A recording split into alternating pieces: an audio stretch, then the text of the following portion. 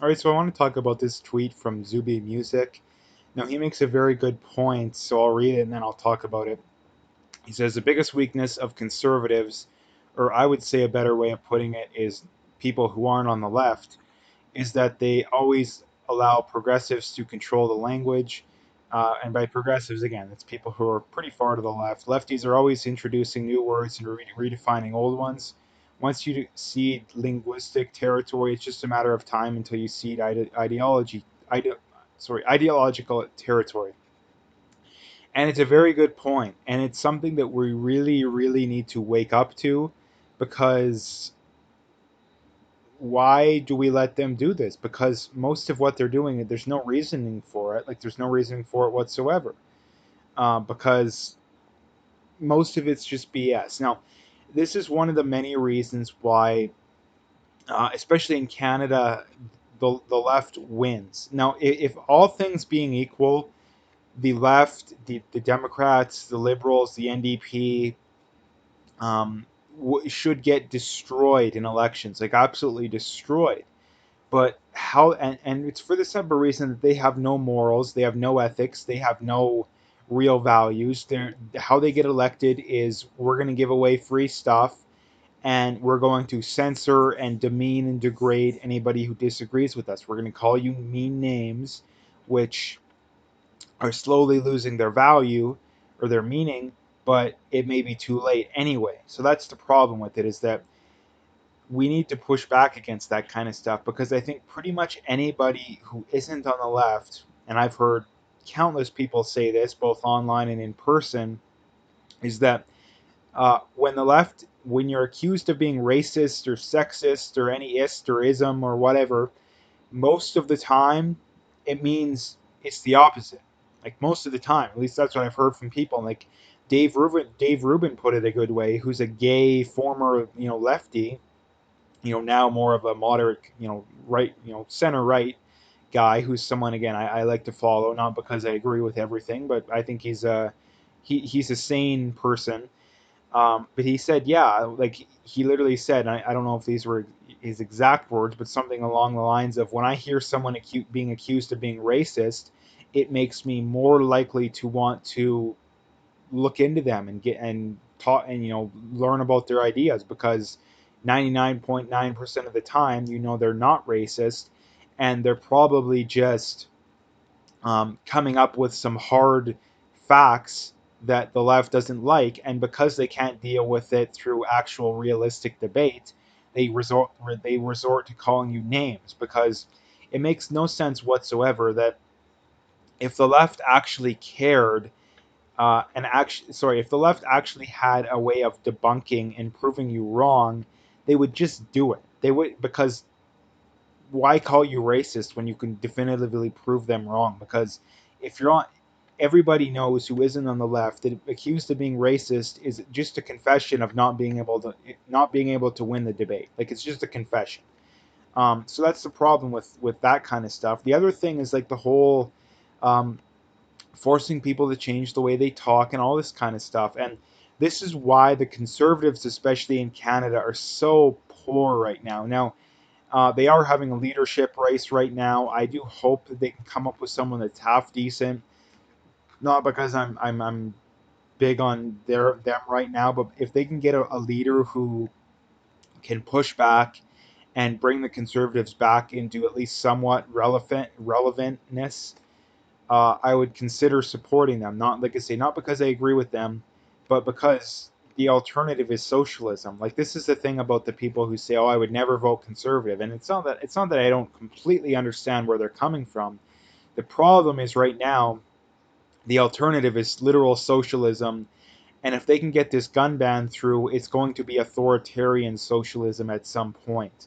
I guarantee that, and that's the problem. Is that I think that this gun issue is important enough that if we can get a candidate that is salvageable and at least decent enough, and like I said, I'm not saying that that's going to happen. I'm just saying that it's definitely possible.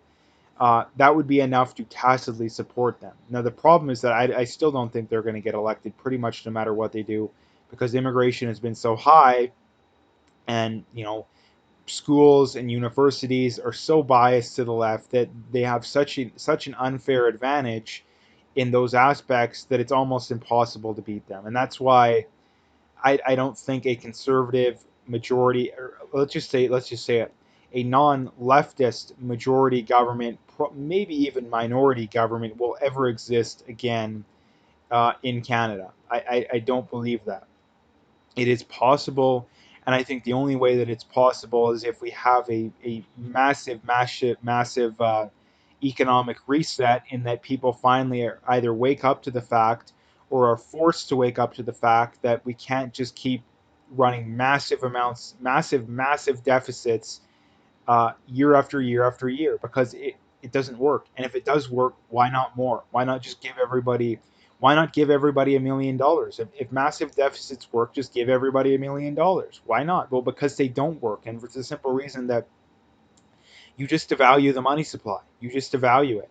And the problem is that it hurts the poor the most. It doesn't hurt the rich, because someone say, it devalues their money too. No, the rich are smart enough, at least on average, to have their assets diversified so that they will be relatively immune from a devaluing dollar. The problem is the poor have most of their assets in fact, probably pretty much all of their assets in dollar denominated assets, which is going to hurt them the most. So that's another point to bring up.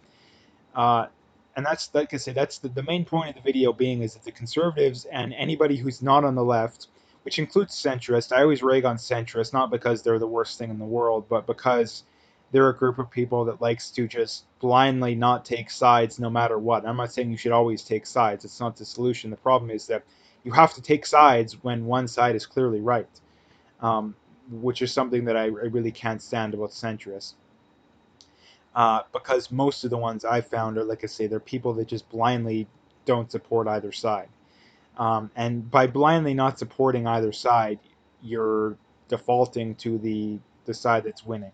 Now, the other problem is that you'll say, "Oh, you don't support either side either." Well, number one, I don't 100% not support either side, and number two, I actually have actual values and reasons why. That most centrists, they'll say, "Oh, I'm fiscally conservative, but I'm socially liberal," and then we literally get a perfect example of that. The conservatives last election, but yet they get destroyed. So most centrists, they're people that they claim to have values that they don't actually have, and that's the one thing, that if you're not going to support either side, I believe that's okay. Just actually have some values that you're going to stick to. And if a party comes along and that it fits those values, actually support them. So, a bit of a tangent, I just wanted to bring it up. But this is something that conservatives need to figure out and get their heads on straight, because they need to push back. Like, I don't understand their reasoning for doing what they do. Like, it's almost like they're trying to lose.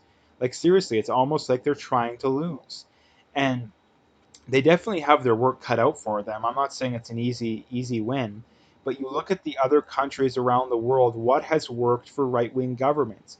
It's populism. It's let's cut immigration, let's cut regulation. Like, look at Trump, look at Brexit, look at some of these other European countries. Like, I don't know of any other country.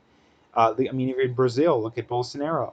Um, I don't know of any country. No, there probably is one, but I don't know of a major country that's had an election recently that the party that won was basically de facto socialist. And let's not pretend that the liberals in Canada aren't that, because they are. Like, let's just be honest. People like to pretend that like I say, it absolutely boggles my mind how they do this, but they like to pretend that the liberals are center left. Like, the liberals would have been literally too far to the left by far to have been elected as recently as like 15, 20 years ago. Like, they'd have been way too far to the left. Like, they would be considered even more fringe than, like, anarchists.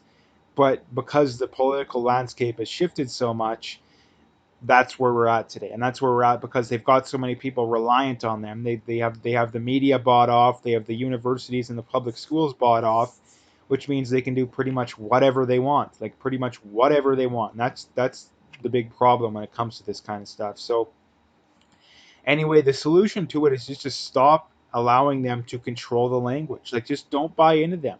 just don't do it. It's not hard. Like, it's not hard. I mean, yeah, I understand you're going to get pushback, but it's not as bad as what you think.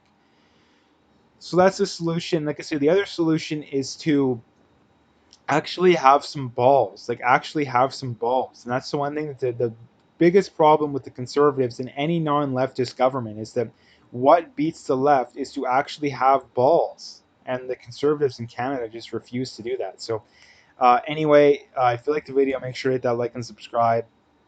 Check out my PayPal and email. I got linked in the description. Again, appreciate any donations, but at the very least, just hit that like and subscribe if you haven't already.